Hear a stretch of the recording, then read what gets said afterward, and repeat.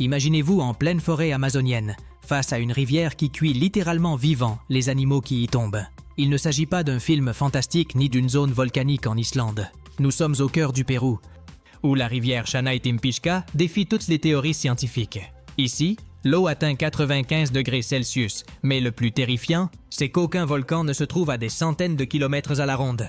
Avant de vous dévoiler ce secret, abonnez-vous pour découvrir d'autres mystères naturels qui défient toute logique. Au cœur de l'Amazonie péruvienne, là où la végétation est si dense que le soleil peine à effleurer le sol, se cache une énigme qui a déconcerté la communauté scientifique et fasciné les aventuriers, le Chanay-Timpixca, un cours d'eau dont l'énergie défie les lois de la géologie. Ce lieu n'est pas une simple attraction touristique. C'est un paysage où la nature semble avoir décidé de transgresser ses propres règles. Imaginez-vous marcher des heures durant dans l'humidité suffocante de la forêt tropicale d'Ucayali, dans la province de Puerto Inca.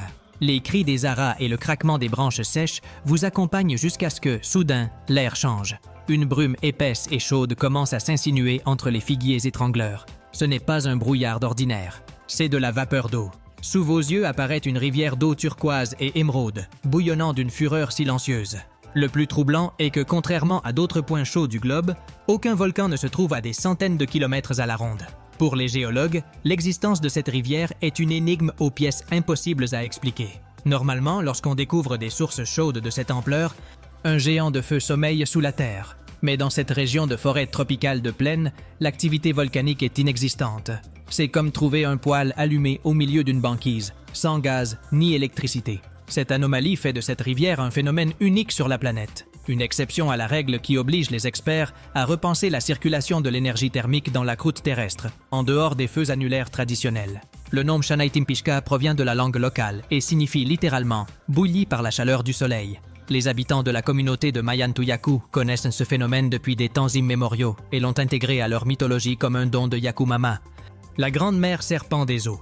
Pour eux, l'explication est spirituelle et sacrée. Cependant, pour la science moderne, cette rivière représentait une impossibilité physique jusqu'à une époque très récente. Des récits évoquaient un lieu si chaud qu'il pouvait faire fondre la peau, mais de nombreux universitaires ont longtemps considéré ces témoignages comme de simples exagérations d'explorateurs. Les mesures effectuées dans ce bras de rivière de la Pachitea sont tout simplement terrifiantes. À certains endroits, la température atteint 95 degrés Celsius. Pour donner un ordre de grandeur, l'eau bout à 100 degrés au niveau de la mer. Cela signifie que tout animal assez malchanceux pour tomber dans ces eaux meurt presque instantanément. On recense des cas de petits mammifères et de reptiles qui, en tentant de traverser ou de s'abreuver, finissent cuits de l'intérieur en quelques secondes.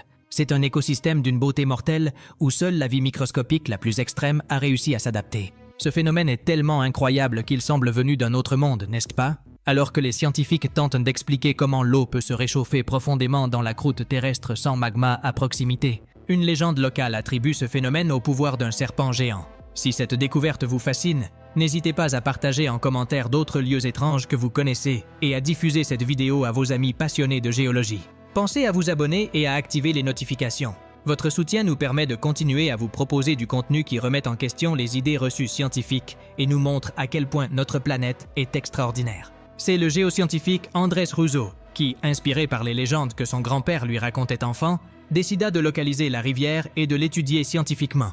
Il découvrit alors un système géothermique d'une ampleur inédite. La rivière s'étend sur plus de 6 km, avec des largeurs atteignant 25 mètres et des profondeurs jusqu'à 5 mètres.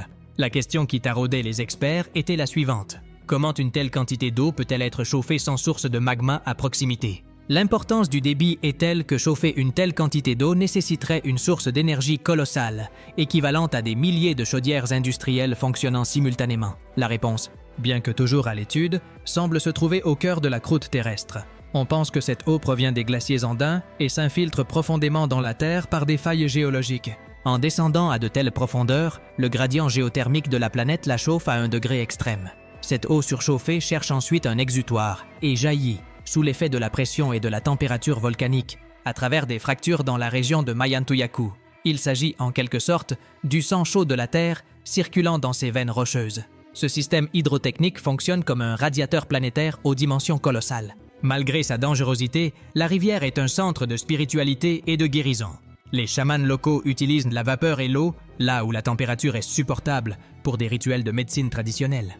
Ils croient que la Chanaï-Timpishka est un portail d'énergie et que ses propriétés peuvent soigner des maux que la médecine conventionnelle ne peut traiter.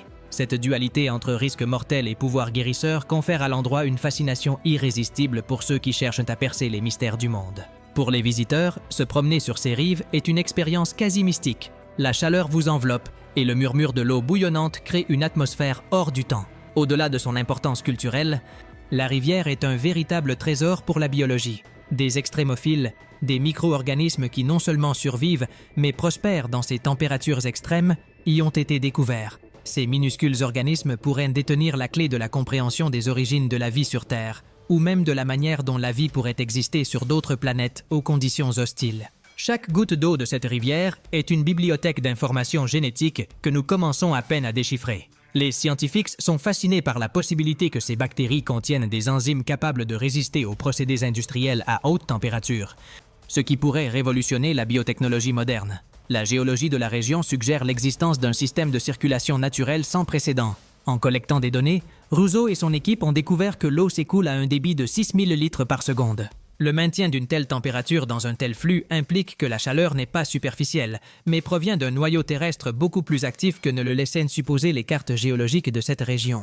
Les failles tectoniques agissent comme des conduites parfaits, permettant à l'eau de s'infiltrer sur des kilomètres de profondeur, d'absorber la chaleur des roches profondes et d'être expulsée avec une force thermique qui vaporise toute trace de froid amazonien. Cet environnement représente un défi non seulement pour la physique, mais aussi pour la survie humaine. Les chercheurs doivent utiliser un équipement spécialisé pour éviter les brûlures dues à la vapeur, qui par temps humide peut être si dense qu'elle réduit la visibilité à quelques centimètres. C'est un équilibre délicat entre admiration et instinct de survie. Pourtant, pour les populations locales, cette fureur fait partie de l'ordre naturel. Elles ont appris à vivre avec le grondement de l'eau et à respecter les limites d'un lit de rivière impitoyable. La coexistence de l'humanité avec ce géant bouillonnant est une leçon d'humilité face aux forces de la nature. Cependant, ce paradis foisonnant est confronté à des menaces bien réelles. La déforestation illégale et l'exploitation des ressources dans les environs mettent en péril le fragile équilibre thermique et biologique de la rivière. Si les forêts environnantes disparaissent, le système de filtration et le microclimat qui assurent sa survie pourraient s'effondrer à jamais. Protéger ce sanctuaire n'est pas seulement une question de conservation environnementale, mais aussi de sauvegarde d'un laboratoire naturel unique susceptible de nous éclairer sur l'origine de la vie dans des conditions extrêmes. C'est une course contre la montre pour documenter ce miracle avant que l'empiètement humain ne le modifie irrémédiablement. À mesure que la renommée de la rivière se répand, le tourisme non réglementé devient une source d'inquiétude. La fragilité des berges et la sensibilité des micro-organismes extrémophiles exigent une gestion extrêmement rigoureuse. Il ne s'agit pas seulement d'un site d'une grande beauté. C'est un trésor scientifique qui pourrait disparaître si des protocoles de protection stricts ne sont pas mis en place. La communauté de Mayantuyaku est en première ligne de cette défense, cherchant à concilier son patrimoine ancestral et l'intérêt mondial suscité par ce phénomène. Leur combat vise à faire reconnaître que la Terre possède des droits qui dépassent le simple gain économique immédiat. Le Chanaï-Timpishka nous rappelle que, malgré nos satellites et nos technologies de pointe, la Terre recèle encore des secrets insoupçonnés. Il nous invite à l'humilité, car la nature ne se plie pas toujours au plan que nous avons dressé. Au final, la rivière bouillonnante, sans volcan, continue de couler, enveloppée de son propre mystère, nous incitant à sonder les profondeurs de notre planète pour en comprendre le pouls ardent. Chaque bulle qui éclate à sa surface est l'écho de l'immense énergie qui y sommeille, attendant d'être révélée à ceux qui osent remettre en question l'ordre établi. Explorer ce coin du Pérou nous apprend que l'émerveillement est la porte d'entrée vers la connaissance. Nous ne pouvons pas tenir pour acquis que nous connaissons tout de notre propre planète. La jungle, avec ses ombres et ses brumes, demeure la dernière frontière de l'inconnu, un lieu où mythologie et géologie s'unissent pour nous conter une histoire de feu et d'eau. Protéger le fleuve, c'est protéger notre propre capacité à nous émerveiller et à apprendre d'un monde qui, parfois, se déchaîne de lui-même, sans avoir besoin de consulter les manuels scientifiques. La rivière Chanaï-Timpishka témoigne que la Terre recèle encore bien des secrets. Bien que nous comprenions mieux aujourd'hui ses failles géologiques, cette rivière bouillonnante demeure un passage sacré qu'il nous faut protéger de la déforestation. Merci de m'avoir accompagné dans cette expédition visuelle au cœur du poumon de la planète. Si ce voyage vous a plu, n'hésitez pas à aimer et à partager cette vidéo sur vos réseaux sociaux afin de faire découvrir au monde entier ce miracle péruvien. Abonnez-vous pour ne manquer aucune de nos prochaines vidéos où nous poursuivrons notre exploration de l'impossible. À bientôt pour une nouvelle aventure où la réalité dépasse toujours la fiction.